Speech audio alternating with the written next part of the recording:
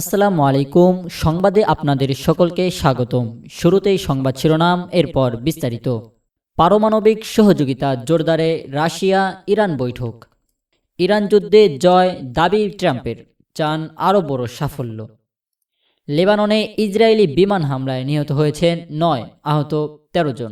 দর্শক, এতক্ষণ শুনছিলেন সংবাদ শিরোনাম, এখন বিস্তারিত। পারমাণবিক সহযোগিতা জোরদারে রাশিয়া ইরান বৈঠক।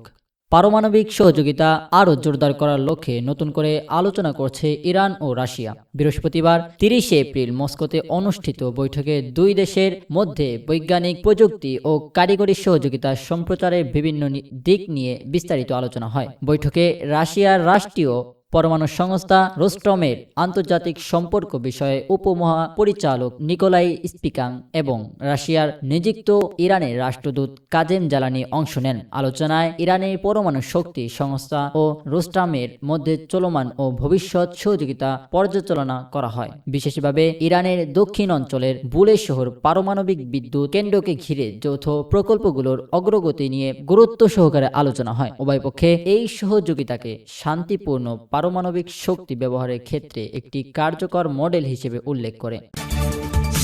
ইরান যুদ্ধে জয় দাবি ট্রাম্পের, চান আরও বড় সাফল্য।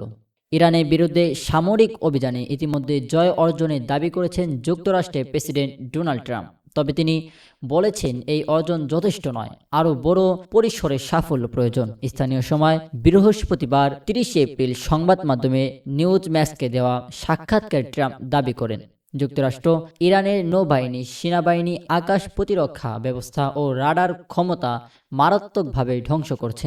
তিনি আরও বলেন, দেশটির নেতৃত্ব কাঠামো গুরুতরভাবে ক্ষতিগ্রস্ত হয়েছে। ট্রাম্পের ভাষ্য অনুযায়ী বর্তমান ক্ষয়ক্ষতি থেকে পুনরুদ্ধার করতে ইরানের দীর্ঘ সময় লাগবে। এই মুহূর্তে যদি অভিযান বন্ধ হয়, পুনর্গঠনে তাদের অন্তত ২০ বছর লাগতে পারে। তবে তিনি উল্লেখ করেন, এ পর্যন্ত অর্জিত সাফল্য পর্যাপ্ত নয়। যুক্তরাষ্ট্রের লক্ষ্য হল নিশ্চিত করা ইরান কখনো পারমাণবিক অস্ত্র অর্জন করতে পারে না।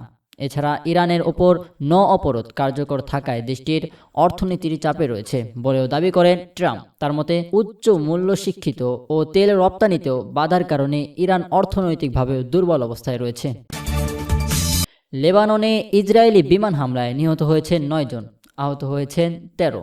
যুদ্ধবিরতি সত্ত্বেও বৃহস্পতিবার ৩০ এপ্রিল দক্ষিণ লেবাননের বেশ কয়েকটি শহরে ইসরায়েলি বিমান হামলায় কমপক্ষে ৯ জন নিহত হয়েছেন এবং আহত হয়েছেন আরও ১৩ জন। দেশটির গণমাধ্যমে এ তথ্যটি জানানো হয়েছে। রাষ্ট্রীয় সংবাদ সংস্থা ন্যাশনাল নিউজ এজেন্সি জানিয়েছেন, জিদ্দিত শহরে এক হামলায় ৩ জন নিহত ও ৭ জন আহত হয়েছেন এবং একটি আবাসিক ভবন ধসে পড়েছে। তুল শহরে ৪ জন নিহত ও ৬ জন আহত হয়েছেন এবং আরও একটি আবাসিক ভবন ধসে পড়েছে। সংবাদ মাধ্যমটি সংস্থা জানিয়েছেন, হারুফ শহরে ইসরায়েলি বিমান হামলায় একটি বাড়ি ক্ষতিগ্রস্ত হলে আরও ২ জন নিহত হন। ইসরায়েলি যুদ্ধ বিমান সুলতান শহরে হামলা চালিয়েছে। অন্যদিকে জাউতার আল শারকিয়া ও মিফাদোনে উপকণ্ঠে কামানে গোলা বর্ষণ করা হয়েছে। সরকারি পরিসংখ্যান অনুযায়ী ২ মার্চ থেকে ইসরায়েল লেবাননের উপর আক্রমণ চালিয়েছে। এতে কমপক্ষে ২,৫৩৪ জন নিহত হয়েছেন এবং ৭,৮৬৩ জন আহত হয়েছেন। এছাড়া ১৬ লাখেরও বেশি মানুষ বাস্তুচ্যুত হয়েছে, যা দেশটির জনসংখ্যার প্রায় ৫০%। গত ১৭ এপ্রিল শুরু হওয়া ১০ দিনের যুদ্ধবিরতি সময় বাড়ানো হলেও ইসরায়েল প্রতিবেদনটি তা লক্ষ্য করছে। গত ১৭ এপ্রিল শুরু হওয়া ১০ দিনের যুদ্ধবিরতির সময় বাড়ানো হলেও ইসরায়েল প্রতিবেদন তা লঙ্ঘন করছে।